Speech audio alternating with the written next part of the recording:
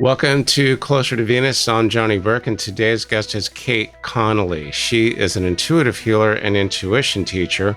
She uses her knowledge of people's galactic selves and starseed knowledge to help transform people's lives in their healing journeys. Today, we'll discuss her experiences with galactic healing and how important it is in understanding who you really are. Kate, welcome to the program. Thanks so much for having me. So, your knowledge of starseeds and galactic cells seems to imply life off planet Earth. What was your introduction to off planet life? It was when I saw my first spiritual healer. I was probably 26 or 27. And she was a client of mine. I was a chiropractor at the time. And she just fascinated me, and she did a healing session on me. I was very excited to do the healing session because I had never experienced it before.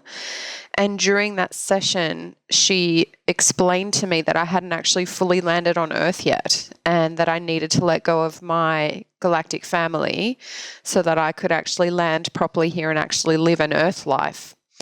And I'd never heard of any of this before, but I remember enormous amounts of guilt and enormous amounts of grief around letting them go. So I did actually see them come in. I did actually have a farewell with them. I did actually have a bit of a separation from them at that point. And I'd literally never experienced anything like it before. But then all of a sudden I just had this massive download that, oh my goodness, I'm not from here. This is not where I've been for a very long time. And I was actually finding it really hard to let go. And I remember, even though I hadn't had that experience, I remember saying to her at the time, do I really need to let go of them? I don't want to. These are my family. And my Earth family is not them. And I was actually really struggling to let go of them at the time. So that was kind of me landing fully into that concept. And it was a pretty massive experience at the time. This experience was when you went to a healer? Yeah. Was it a Reiki healer? Was it? No, she just calls herself like a spiritual healer. Did she specialize in any type of specific modality or not necessarily? No, she's still someone I see occasionally now. She and I gathered a pretty close bond with various sessions that she's given me over the years. She's still someone I'll occasionally go back to for advice. So she doesn't necessarily talk galactically every time I speak with her. She will talk with, my human life and whatever healing needs to happen in my body or in my world. And if there's galactic energy that comes in or something that she needs to talk about, then she will. But no, that was probably, the biggest and most profound one we had in terms of galactic experiences. Now, when you say galactic, does that pertain to like certain star races? Yes. Can you tell us who specifically they are? So star races are any being that comes from a different planetary system that's not in this galaxy.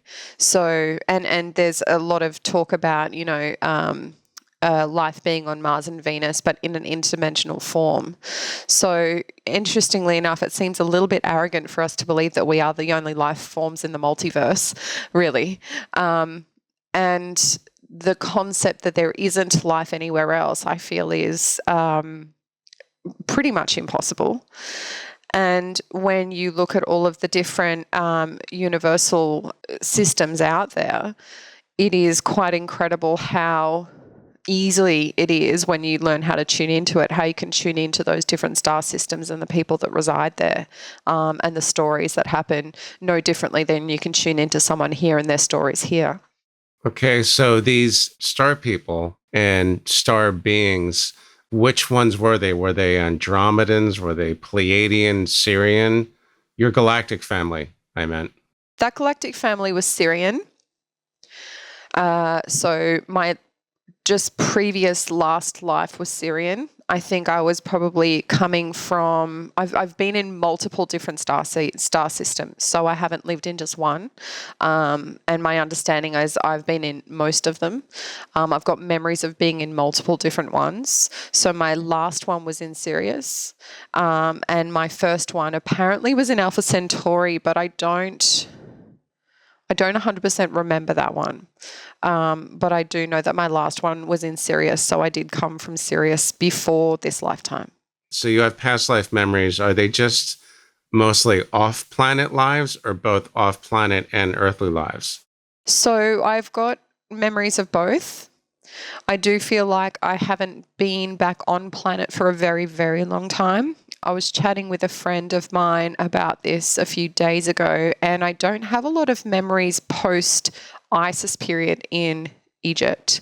So I did have a lot of lifetimes pre-ISIS on Earth, and I don't think I've had many since then, so much so that I remember my spiritual healer saying at the time that I hadn't been on Earth yet.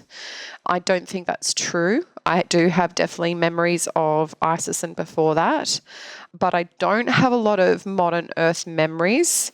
But I do know that sometimes what happens with starseeds that haven't been on Earth for a very long time, you can get some imprinting codes put in where you have some memories of Earth more recently. So it's not as much of a shock and not as much of a difficult transition, I suppose, to come back on. So you mentioned Egypt, which is often referenced when we talk about ET life and ancient astronauts and things of that nature. What do you remember from those lives or that life in Egypt that could tell us about something that we've always wondered about? Like when we look at the art and we see these half human, half animal creatures, I've been told by some people that have memories that go that far back that actually happened. Did you see anything like that? There's definitely memories for me around the fact that there were alien species that came down and basically seeded the planet. So the concept of humans is that we're actually a hybrid breed. We are a hybrid between like Anunnaki and like a more primitive human form. So there's definitely this transition between, what people would call a much more primitive human and the highly advanced kind of, godlike, demigod kind of starseed energy. And there was a lot of that happening actually so probably thousands of years before ISIS, but there was definitely that transition happening very, very early Earth time for sure. I do have some flashes of memories around those times. My most recent memory, and the one that I've delved into the most, was working as a warrioress for ISIS. So Isis is an ascended master, and she was here basically looking at the divine feminine on the planet. So she was a divine feminine goddess, as it were, on the planet. And she was leading a lot of very high vibrational, not religion, but kind of spiritual practices. She was kind of, a lot of the earth at that time was divine feminine based. And the fall of that, so I was there for the fall of that. And then there was a moving into the masculine. So the earth has been in the masculine since ISIS. Maybe that's why I haven't been here, I'm not sure. And what's actually happening now is that the earth is now shifting back into a divine masculine feminine balance. And that's been happening in the last number of years and happening more and more at the moment. I would agree, because I'm hearing a lot more about the divine feminine. I think I have an episode coming up shortly. And it seems to be either directly related to or at least alongside of what's happening with ascension and raising the vibration and so on. So when you talk about the divine feminine and the fall that you witnessed from your memories, how long ago was that? And is there a relationship to the fall of Atlantis, or is that something completely different? I think they're pretty much the same thing. So I have experiences of Atlantis. I was definitely in Atlantis around the fall, and I was around Egypt as well. So back then, you're right, I was actually able to teleport fairly easily. So teleportation was very real and very conscious. So teleporting, yeah. Which like we see on like Star Trek, that type of thing? Yeah, exactly. Yeah. Why can't I do that now? I can go up to New Jersey or Los Angeles or Rome to visit my friends. Why, I thought we'd be able to do this by now. Well, theoretically we can. We just have to believe it enough. Okay. That's probably a discussion for another day, but it's interesting because when I hear about people that, or hear from people that have memories from that far back, often they will confirm theories of advanced civilization, not only with technology, but in philosophy and consciousness. And what you just told us about the divine feminine pretty much confirms it. You're not the first one to tell me that, which is a good sign. I'm not just hearing that from one person. So very interesting. So you've had memories of different star races. Which ones do you remember came down? And I don't know if you'd say they colonized Egypt, but it seems to me that they really helped that civilization advance pretty quickly, very quickly, as a matter of fact. Do you remember who they were? Well, it was the starseed races were the ones that actually kind of seeded the whole civilization in the first place. So if we're looking at Earth being like an experimental ground, as it were, the Earth became seeded by starseeds mixing with primitive humans. Now, primitive humans didn't have, if you want to talk about that concept of evolution, primitive humans didn't have the advanced kind of frontal lobes that we have now as human beings. So the mixing of the more primitive human that was much less evolved and the starseed demigod energy, that human hybrid breeding is the birth of modern humans today.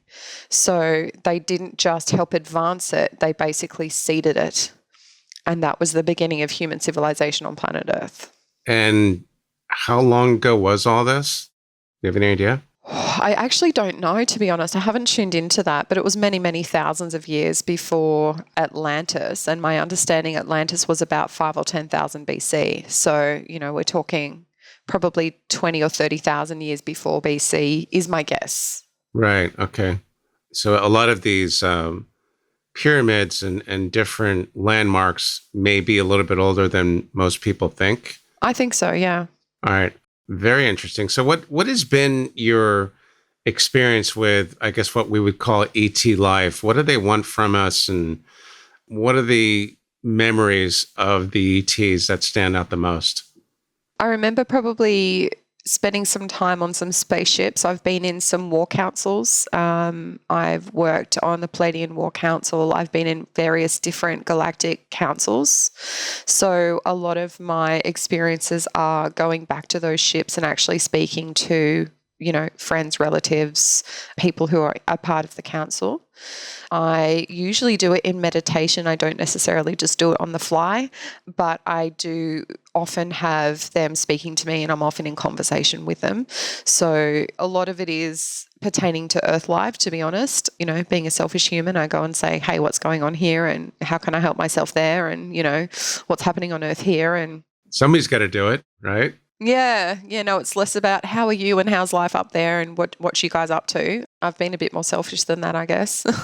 No, not really. I don't think it's selfish at all. I think a lot of us are just dying to know. You mentioned ships. What does it look like? What do the beings look like? I mean, is it something like we'd see on Star Trek or not really? Star Trek was done in the 60s or 70s, so I would probably liken it more to some of the stuff you see in Star Wars. So it does seem relatively futuristic. A lot of it is relatively sleek. And a lot of these things a lot of the machinery and whatnot can be used telepathically. So there's not a lot of buttons and dials and things like that. It is relatively sleek. And the people in there, a lot of them are pretty humanoid. So, you're looking at relatively humanoid species, but they come in all sorts of different sizes and forms. So it's kind of hard to, say what they all look like because they all look slightly different. But, and enough of a resemblance to humanity that I don't go, oh my goodness, what are you? kind of thing. Right. Okay.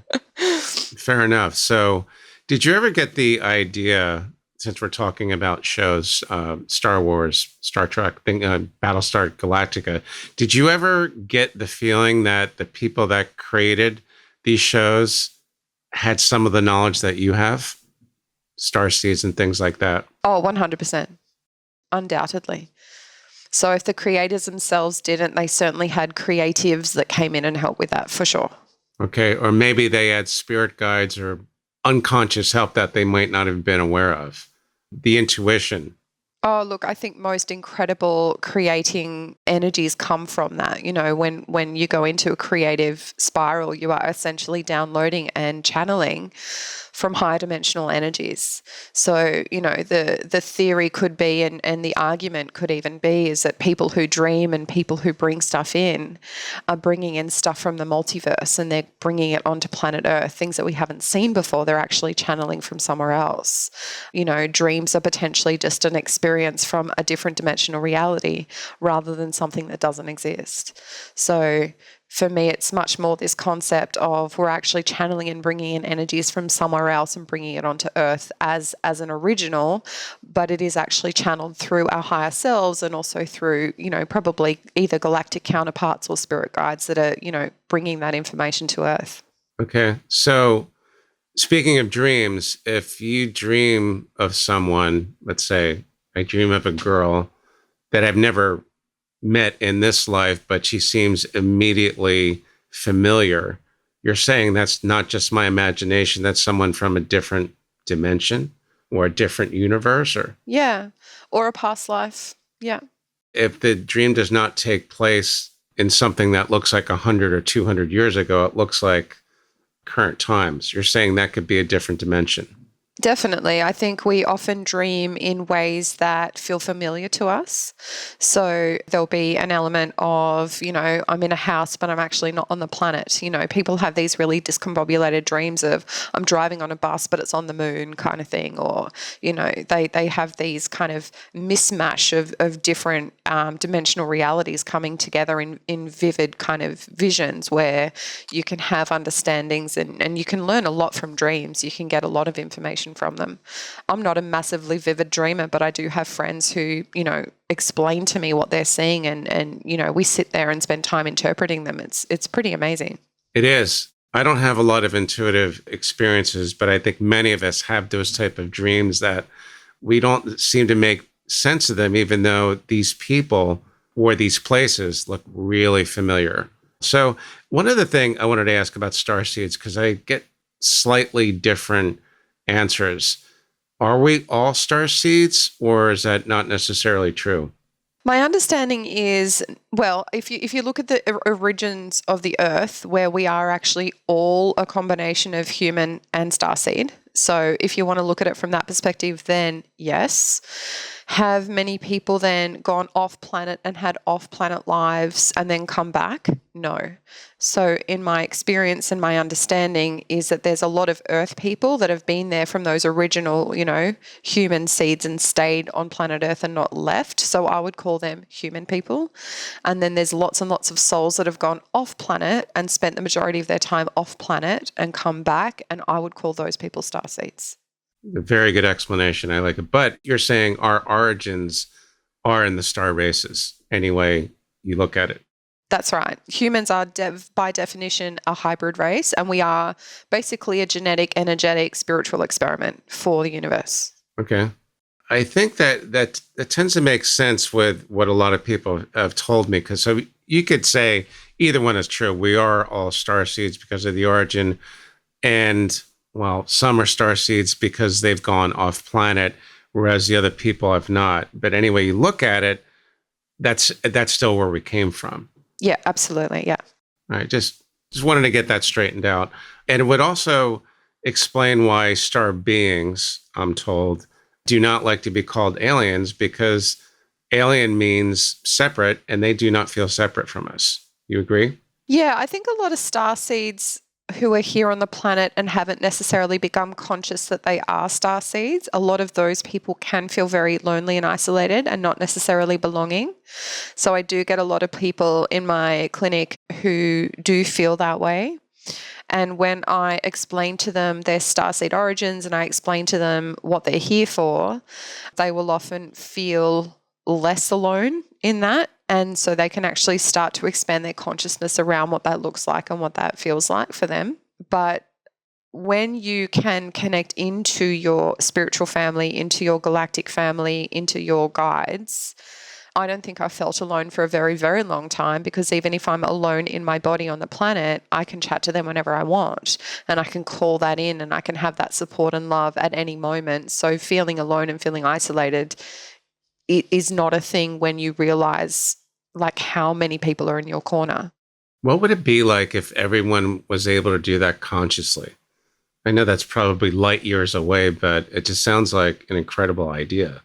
I often mull that over in my work. I often mull that over from a concept of if everyone was conscious and everyone then made conscious choices to be the best version of themselves that they can be and called on that energy from their spiritual family and have this ultimate knowledge that they are fully supported and loved, I think the world would be an incredibly different place. And that's kind of the foundation of my work is imagine if everyone felt this way.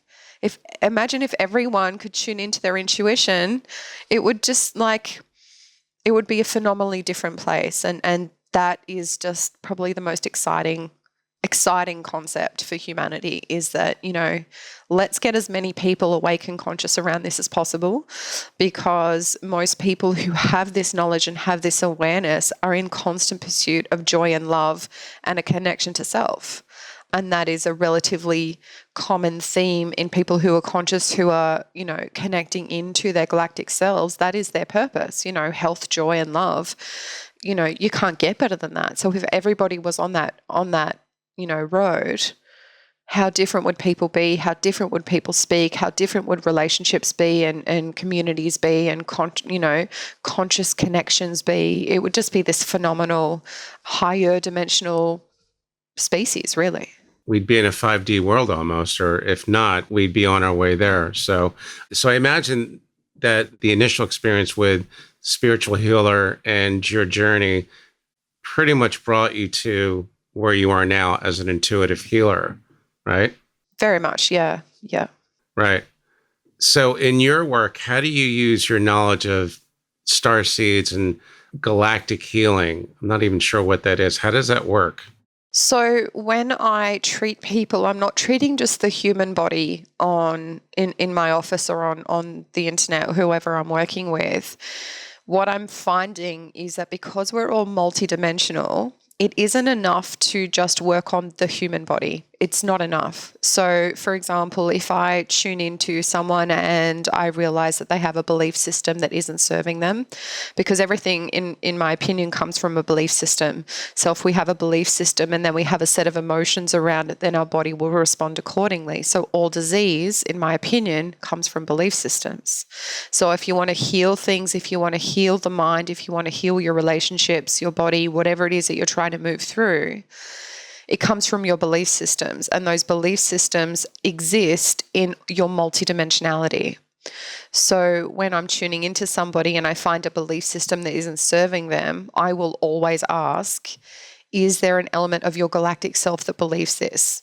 And the answer is not always, but often yes. I check in with interdimensional aspects. I check in with parallel lives. I check in with past lives, ancestral, and then obviously in a child, in a baby, those things as well.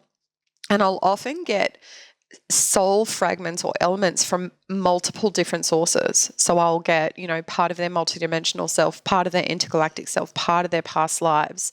And that I'll basically bring them into a healing chamber and heal all of it at once. So we're not just dealing with a belief system in one aspect of our multidimensional self. I'm dealing with all aspects of your multidimensional self who holds this belief which isn't serving you.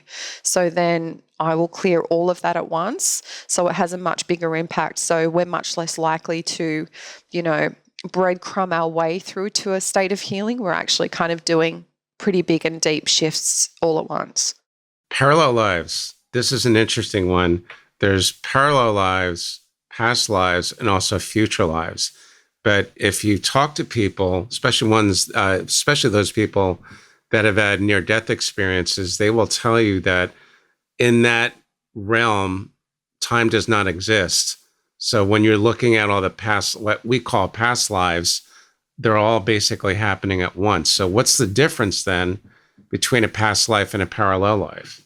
When I'm tuning into someone and finding out whether either of those elements are a part of it, I often get different answers. So I guess it's about intention. So when I create an intention around that, what I'm basically asking about is past lives on planet who've elements of self that have had those same belief systems. When I tune into parallel lives, what I feel is that there's a whole bunch of different realities playing out at once. So there's multiple different aspects of selves that are playing out at this moment, at this time, that belief system, rather than potentially, yes, timelessness absolutely happens in the multiverse for sure. And certainly between lives, that's true as well. So things get relatively timeless between lives. But just for ease of my human brain to kind of separate it into things, the parallel life for me is different aspects of self that are playing out that particular thing at this particular time in, the consciousness of time as we know it. And past lives for me is different elements or different versions of ourselves who've played out that belief system. There might be other people that have more information on that than me, but that's how I intuit it and that's how I tune in. Have you had experience in the in-between lives space? I have, yes. Isn't that where a lot of the arrangements, soul agreements, finding out who your soul family is? Did you have any experience like that as well? Oh, very much. I definitely remember agreements and contracts that I made before I embodied. I remember literally sitting at a desk going, okay, yeah, cool, I'll deal with that. Look, let's just get all my karma done. Let's just get it all done this lifetime. Tick, tick, tick, sign. Yep, I'm on. So I do remember basically having that conversation and agreeing to what I was going to come down to do. I did decide to put a lot on my plate, which sometimes I think back and go, oh my goodness, maybe I should not have done that. Speaking of which, can you in stream, right? Can you actually change your contract or your obligations or not really? Oh, I think you definitely can, yeah. So I do that often with people. We go into the Akashic records and we call up any contracts or vows or agreements that we've made around certain things that are not serving us as humans anymore, and we can definitely change those. So that's something I do on a fairly regular basis. I could potentially change some of the contracts that I've got here, but my understanding and my belief is that we come here to ascend, we come here to go through a spiritual evolution, and if we have stuff that's not done, we'll have to come back and do it. So I'm very much my human form as I am right now, I'm very much let's just get in and get this stuff done. I'd like to hit enlightenment a bit early, so let's just, let's just go. Not everybody feels that way, but for me, I'm very much if I've got 15 things to, sort out and get done in this lifetime, let's just get them done. Let's just get them done now. It's almost like choosing electives for your college courses. It seems like it's not that much different, is it? It's what you want to work on, I would think. I don't know it's necessarily what you want to work on. A lot of it is what your soul is required to work on. So a lot of your dharma is around, okay, so you've managed to nail this, and this, but you still haven't nailed that, and that. How about you go down and do that this time? And so my understanding is that a lot of souls between lives, and it's actually really funny because a lot of souls between lives are like, yeah, let's do it. Like, I've got this. Like, I'm really cool. And then they come down into human form and they hit density and then they go into fear. And then they're like, oh my goodness, I'm in overwhelm. And I'd forgotten what it was like to be in a physical form. I'd forgotten what it was like to, have this stuff that I've got to work through. I know that a lot of starseeds find Earth life very, very heavy and dense and a little bit dark as well, because there's so much duality on the planet in terms of the energies on the planet. And a lot of them go into, I just can't do this actually. So there's a lot of energies and a lot of starseeds on the planet that are just in deep overwhelm about, oh my goodness, I had such high intentions, but I've come here and I just literally am frozen and I can't do anything. That's assuming, of course, if they can remember what they were here to do. They don't remember it consciously. It's stuff that I bring through for them. That's what I'm getting through for them, yeah. So your service is, at least part of it, is helping them remember what they're here to do. And in doing so, you can probably give them an idea of what things they need to work on, or you can remove, or I don't know how you do it, you sterilize the things, the things in them that no longer serve them. Yeah, very much so. Yeah. Right. It's like cauterizing a wound almost. Cool. So very, very interesting and useful work. So how do we laymen connect with our galactic family? Can we do it on our own, or do we need a practitioner? I don't think you need a practitioner. I think practitioners can sometimes help open the energies for somebody. I think one of the one of the hardest things for people doing it on their own is that it's sometimes hard to keep concentration. It's sometimes hard to stay really open. Sometimes it's hard to imagine and call it in yourself, but it's absolutely not impossible. You can definitely do it. I think one of the things that we forget as humans is how powerful we are. And just by asking and creating intentions, we can open up those portals. The universe will always respond to our thoughts and to our instructions. So if you do create the intention that I want to connect to my galactic family, or I want to connect to my, spiritual team of the light, or whatever it is that you're wanting to connect to, and you keep asking and keep asking, eventually it's going to come through and you'll have consciousness around that.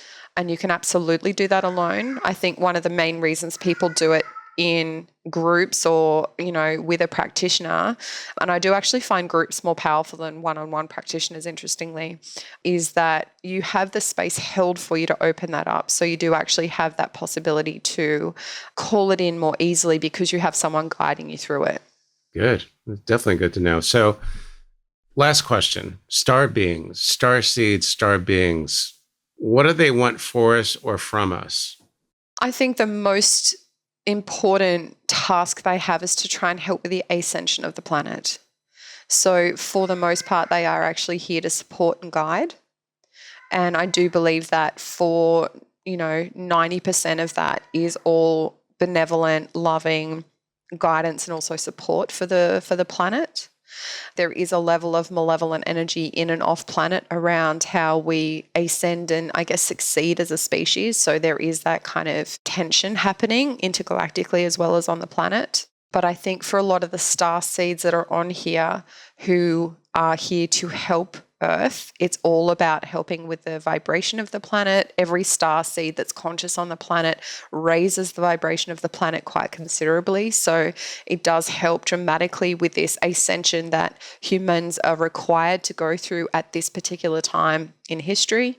And I do believe that even just being here helps with that ascension process, even if they're not conscious. All right. So it's all about raising the vibe, and the universe provides. Pretty much. Yeah. And in setting intentions. Excellent stuff. Kate, thanks for joining us today. How can our listeners find out more about you online? I have an intuitive mastery school that I run every week that has classes and meditations to help with your healing and ascension process. I have a website, which is kateconnolly.com.au, and my Instagram handle is @KateConnollyIntuitive. Excellent. I will put those links in the transcript and the show notes as well. You've been listening to Closer to Venus. I'm Johnny Burke. If you enjoyed today's episode, please consider subscribing. You can find more information on closertovenus.com. Thanks again for tuning in, and we'll see you next time.